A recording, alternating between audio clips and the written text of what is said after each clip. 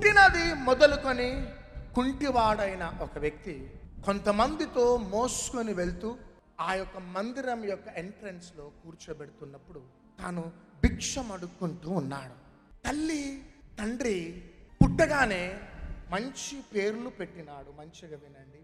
కానీ వాక్యం ఏం సెలవిస్తున్నదంటే తల్లి తండ్రి పెట్టిన పేరు అక్కడ లేదు, కానీ కుంటివాడు కుంటివాడు కుంటివాడు. చూడండి, తల్లిదండ్రులు మంచి పేర్లు పెట్టిన ఈ కుంటితనం, ఈ శాపం, ఈ పేదరికం, ఈ దారిద్రత, ఈ ఒంటరితనం, ఈ వ్యసనాలు పేరు లేకుండా చేసేసింది ఆ వ్యక్తికి.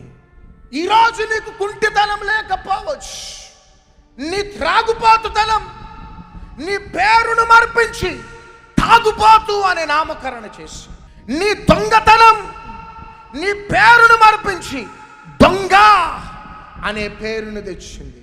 నీ వ్యభిచారం నీ పేరును మార్పించి వ్యభిచారి అనే పేరు తెచ్చి. ఫేస్బుక్, యూట్యూబ్, జూమ్లో ఉన్న ప్రజలారా, ఈ క్రౌడ్లో ఉన్న ప్రజలారా, ఈరోజు ఈ ప్రార్థన కాలంలో అడుగుపెట్టినావు, దేవుడు నీ చరిత్రను మార్చబోతున్నాడు. అందుకని చూడండి, యోహాను సువార్త 8వ అధ్యాయం 3వ వచనంలో అక్కడ వ్యభిచారంతో పట్టబడిన స్త్రీకి ఒక పేరున్నది, కానీ సమాజం అంటున్న పేరు వ్యభిచారి. లూకాసు వార్త 7వ అధ్యాయం 38వ వచనంలో ఆమెకు ఒక పేరున్నది, కానీ పాపాత్మురాలైన స్త్రీ అని ఉంది అక్కడ. యోహాను సువార్త 4వ అధ్యాయం 18వ వచనంలో ఆమెకు ఒక పేరున్నది, కానీ 5 భర్తలు కలిగిన స్త్రీ అనే పేరుని పెట్టినారు. మార్క్స్ వార్త 5వ అధ్యాయం 25వ వచనంలో సమాధులలో ఉన్న యవ్వనస్తునికి పేరుంది, కానీ అపవిత్రాత్మలు కలిగిన వాడనే పేరు. కారణం శాపం, శాపం, శాపం నీ పేరును మార్చేసి ఈ వ్యక్తి తల్లి గర్భంలో నుంచి బయటికి రాగానే కుంటివాడు కుంటివాడు కుంటివాడు.